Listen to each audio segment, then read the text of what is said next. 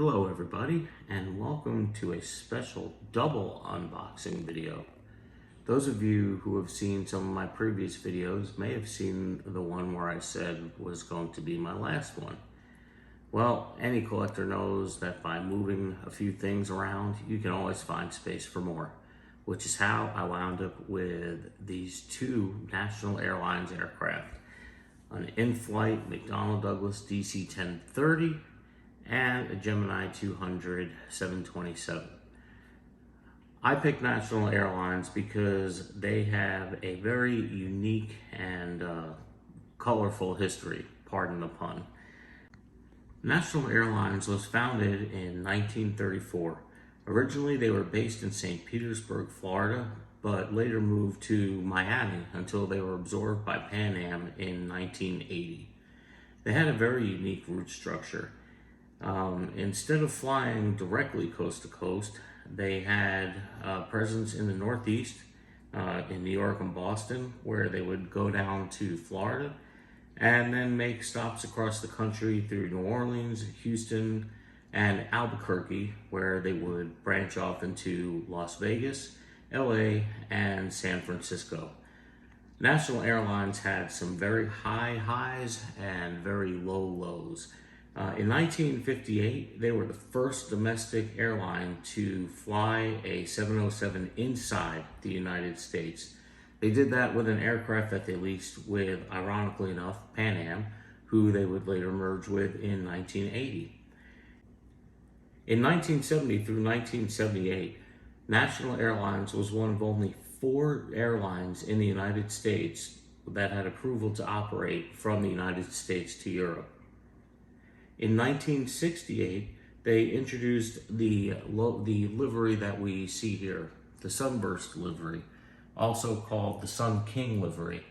The colors are in honor of the local fruit in Florida, the orange, and the grapefruit, which was also yellow. Some of their low lows. In the early 70s, they ran a very controversial campaign called the Fly Me campaign, in which flight attendants were extremely over-sexualized. Eventually, this exploitation of flight attendants and female sexuality caught up with National Airlines, and in 1975, a flight attendant strike that lasted for several months grounded the airline.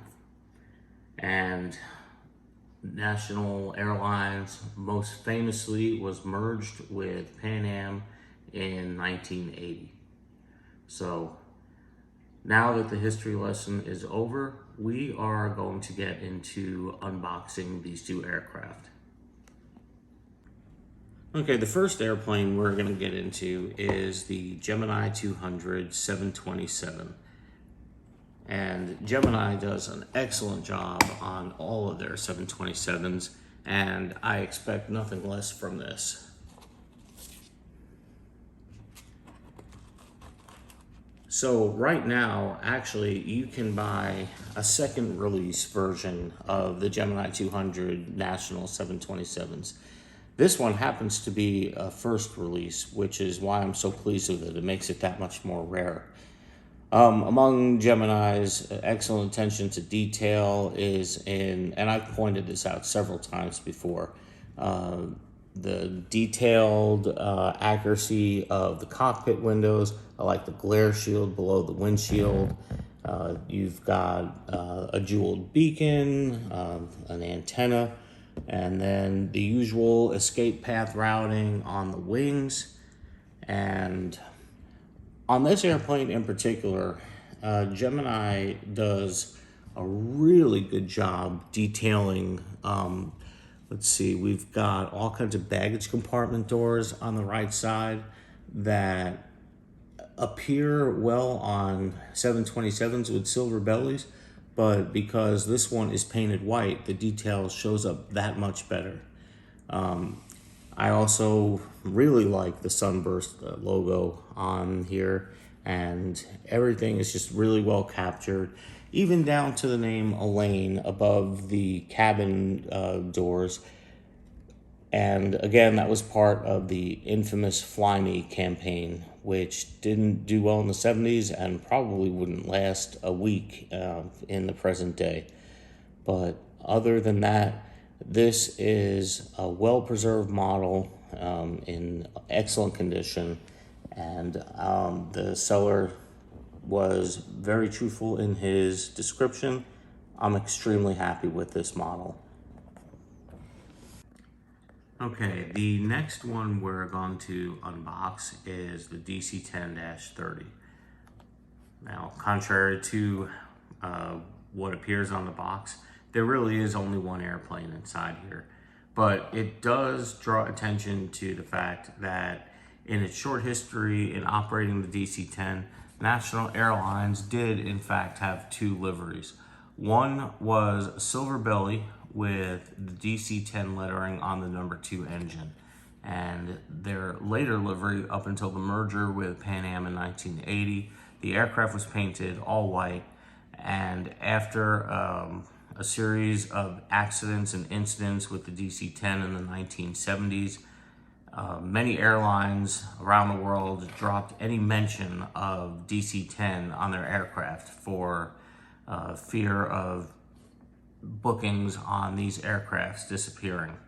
So this particular airplane that we're going to be unboxing is the one with the white belly, tail number N81NA.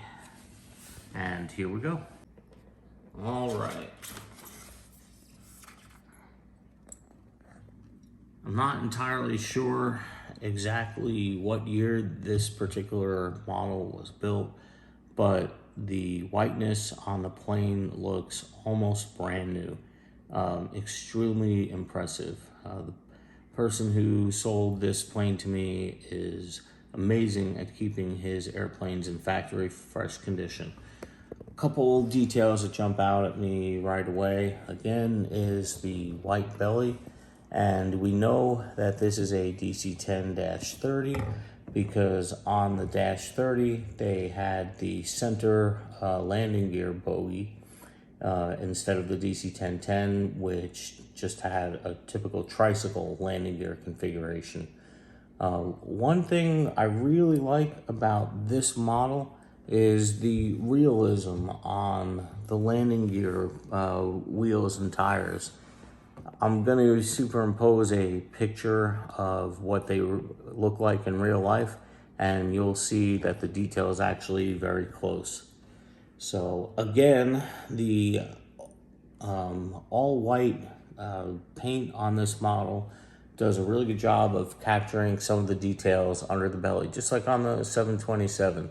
You've got really good views of baggage compartment doors, even an inlet in the midsection of the cabin, and excellent representation of the Sunburst logo on the tail. This is a really clean model all around. I was very pleased to get it, especially because of its rareness. So I hope you enjoyed unboxing both of these airplanes with me, and I wish everybody happy collecting.